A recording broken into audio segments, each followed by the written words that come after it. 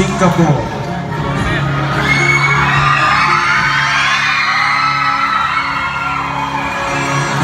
นี่ฮาว Malaysia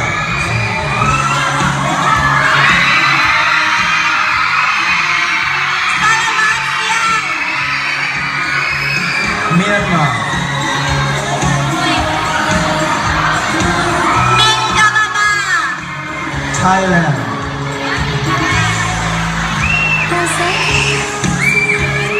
สวัสดี Vietnam สินเจ้า Indonesia สลามัดปากี Brunei Darussalam สลามัดดาตัง Philippines กุมอสตา Cambodia สวาสได One vision One identity One community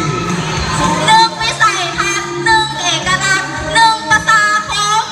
This is slogan of ASEAN นี่แม่คำขวัญของอาเซียน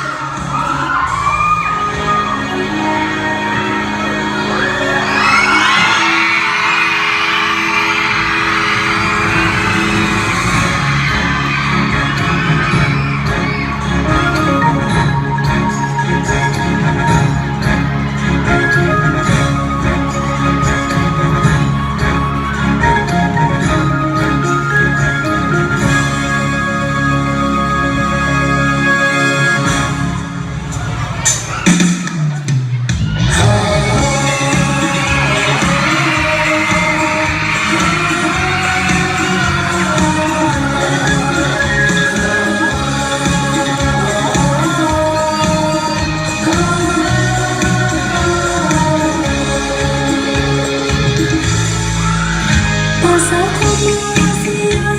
อาเซียนห่วงใจก้าวไปพร้อมใจพัฒนา ร่วมเพลงสร้างเป็นออกเพลงสร้างสรรค์เข้ามาจับมือกันสร้างแต่สร้างยิ่งงานก้าวไป ภูมิใจสร้างให้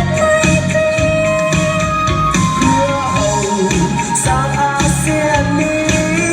ให้มีสีวิไลถาวร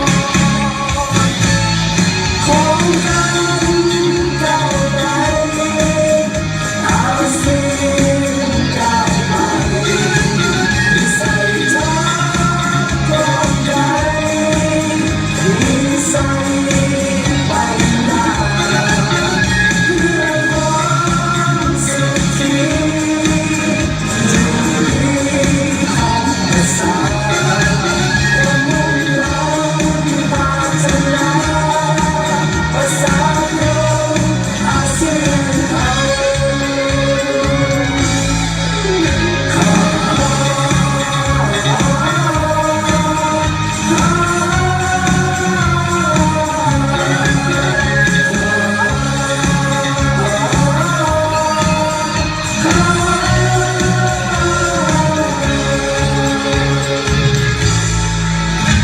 The ASEAN community united in peace and harmony. We share, together we stand, let's join hand in hand. Here we come as we grow, ASEAN and our cooperation.